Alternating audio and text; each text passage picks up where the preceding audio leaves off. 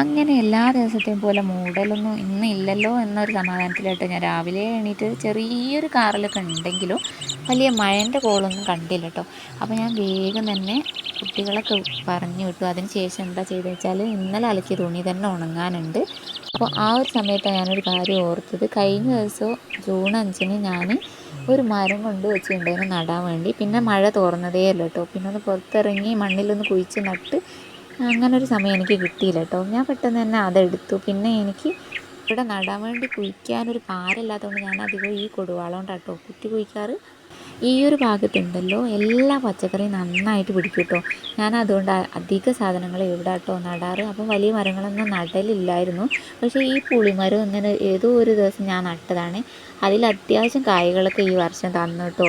എനിക്കൊരുപാട് സന്തോഷമായി. കാരണം ഞാൻ നട്ടൊരു മരത്തിൽ കായ ഉണ്ടാകുക പറയുമ്പോൾ അതും പ്രത്യേകിച്ച് എനിക്ക് ഒരുപാട് ഇഷ്ടമുള്ള കേട്ടോ അരിനെല്ലിക്ക എന്ന് പറയുന്നത്. ഈ ചതുരം നെല്ലിക്ക അരിനെല്ലിക്ക അതാട്ടോ ഞങ്ങൾ അരിനെല്ലിക്ക എന്ന് പറയുന്ന നെല്ലിക്ക. അപ്പോൾ നമുക്ക് അത്യാവശ്യം ഉപ്പിലിടാൻ അച്ചാറിടാനുള്ളതൊക്കെ കിട്ടിയിട്ടുണ്ട്. പിന്നെ ഇവിടെ ഞാൻ നട്ടത് ഒരു കുഞ്ഞ് കറിവേപ്പില തൈ ഉണ്ട്, അതുപോലെ ചേമ്പ്, പിന്നെ കൂർക്ക, ഇഞ്ചി, അതുപോലെ വെളുത്തുള്ളില്ലേ അത്, അങ്ങനെ പിടിച്ച കുറേ സാധനങ്ങൾ കേട്ടോ. എന്തെന്നൊക്കെ എനിക്ക് തന്നെ ഓർമ്മയില്ല. ഓരോ തൈ കാണുമ്പോൾ ഓർമ്മ വരില്ല. എല്ലാം ഞാൻ വേഗം ഈ ഒരു ഭാഗത്താണ് കൊണ്ട് നടാറ്. പെട്ടെന്ന് പിടിച്ചിട്ട് കിട്ടും. അത്യാവശ്യം നല്ല സൂര്യപ്രകാശമുള്ളൊരു ഏരിയ ആണ്. അതുപോലെ മണ്ണും നല്ല മണ്ണാണ്. ഞാൻ മുമ്പ് കുറേ ആട്ടിൻ്റെ കാട്ടങ്ങളില്ലേ അതൊക്കെ കൊണ്ട് വളമായിട്ട് ഇട്ടിട്ടുണ്ടായിരുന്നു. അതുകൊണ്ടാവാൻ ചിലപ്പോൾ ഈ ഒരു ഭാഗത്ത് നല്ലോണം ഉണ്ടാവുന്നത്. അങ്ങനെ ഞാനൊരു വിധത്തിലൊരു കുഴി എടുത്തുകൊണ്ടിരിക്കുമ്പോൾ എൻ്റെ കയ്യിൽ എന്തോ നട്ടു കേട്ടോ. വെള്ളാരങ്കല്ലാണോ എന്നൊരു സംശയമുണ്ട്, അറിയില്ല. എന്തായാലും നല്ല വേദന ഉണ്ടായിരുന്നു. അതൊന്നും നോക്കാണ്ട് ഞാനതൊക്കെ ഒന്ന് നട്ടു.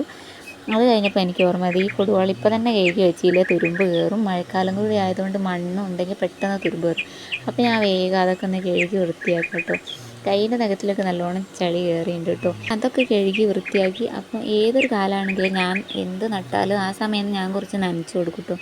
അങ്ങനെ കുറച്ച് വെള്ളം എടുത്ത് ചെടിയൊക്കെ നനയ്ക്കുകയും കൂടി ചെയ്തിട്ടാട്ടോ ഞാൻ തിരിച്ചു പോകുന്നത്. അതായത് നമ്മുടെ നാരകത്തിൻ്റെ തൈക്ക് കുറച്ച് വെള്ളം കൂടി ഒഴിച്ചിട്ടാണ് ഞാൻ തിരികെ പോകുന്നത്. അതുപോലെ ഇവിടെ ഏറ്റവും ഔഷധ ഗുണമായിട്ടുള്ളൊരു സാധനം കൂടി ഉണ്ട് കേട്ടോ, മുറിയൂട്ടി. ഈ ഒരു ഭാഗത്ത് ഒരുപാട് പനിക്കൂർക്ക ഉണ്ടായിരുന്നു കേട്ടോ. നമ്മുടെ ഈ കൊറോണ സമയത്തൊക്കെ ഉണ്ടല്ലോ ഒരുപാട് പേര് ഇവിടുന്ന് കൊണ്ടുപോയിട്ടുണ്ടായിരുന്നേ പനിക്കൂർക്ക.